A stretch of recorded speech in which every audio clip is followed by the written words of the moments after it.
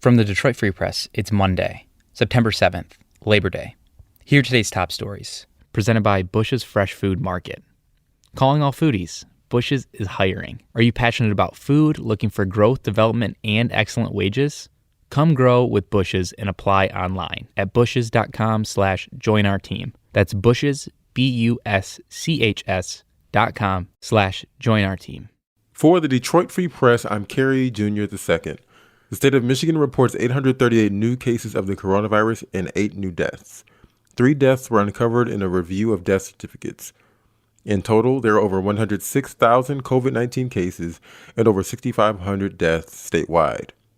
The pandemic has left many Michigan residents jobless, so the state is stepping in to assist residents who need help covering their bills.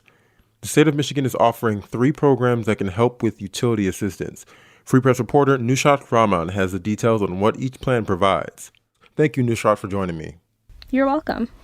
There are 3 assistance programs the state is offering for residents who need help. What does each program do, and what are the eligibility criteria for all 3?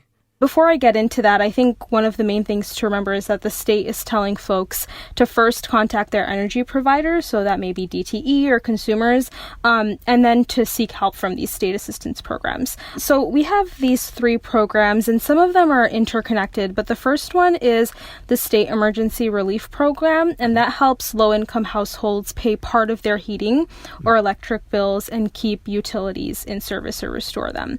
And then to be eligible for that, a household must not have income exceeding 150% of the federal poverty level. And then energy services must be in past due or shut-off status. With that, the energy assistant caps were increased from $1,200 to $1,500 for deliverable fuel, and then from $850 to $1,150 for customers using natural gas, electricity, and wood. And so there was a $300 increase, with this program, and that ends in September 30th. So the next program is actually called the Michigan Energy Assistance Program. And essentially, if you qualify for the State Emergency Relief Program, the one that I just mentioned, then you may be eligible for this one.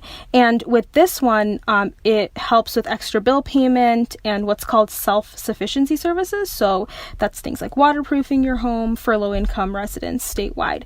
And that funding went from $2,000 to $3,000 per household. And then so households can get that additional money if they haven't reached their $3,000 cap yet.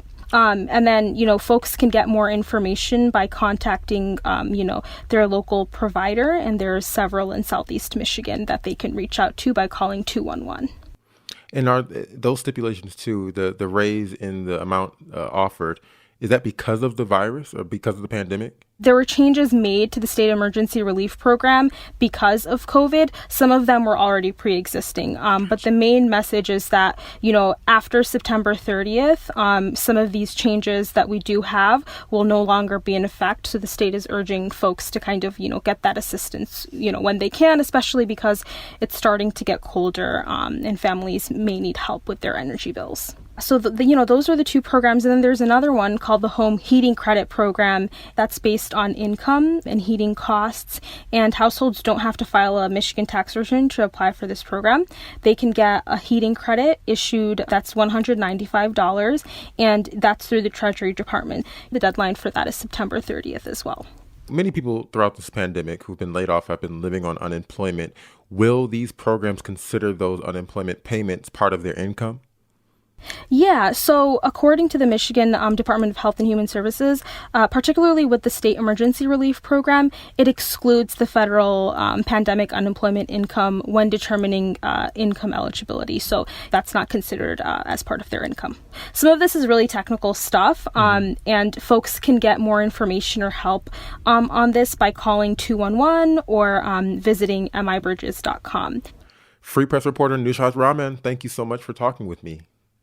Thank you so much for having me. To apply for the State of Emergency Relief Program or the Michigan Energy Assistance Program, go to michigan.gov/MIBridges.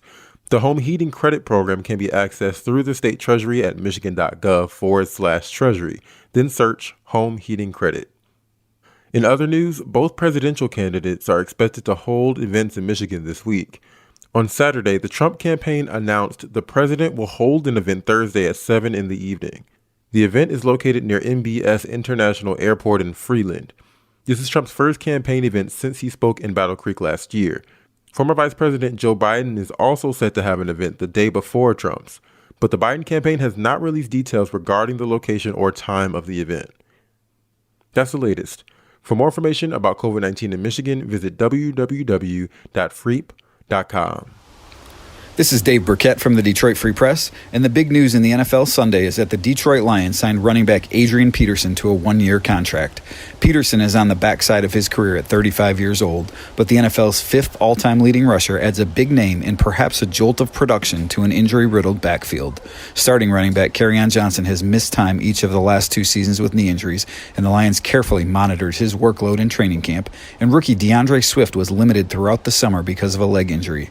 Swift in particular, and perhaps Johnson too, remain a big part of the Lions' plans this fall, but don't be surprised if Peterson, the former Minnesota Vikings star, sees significant playing time when the Lions open the season September 13th against the Chicago Bears. If he tops 1,000 yards rushing this year, he could earn $2.3 million, and he might pass Barry Sanders for 4th place on the all-time rushing list too. I'm Dave Burkett, and that's your Lions news on Freep.com. For more stories from the Detroit Free Press, be sure to check out Freep.com. That's FREEP.com. If you're a fan and want to support our quality local journalism, subscribe. Go to Freep.com/special offer.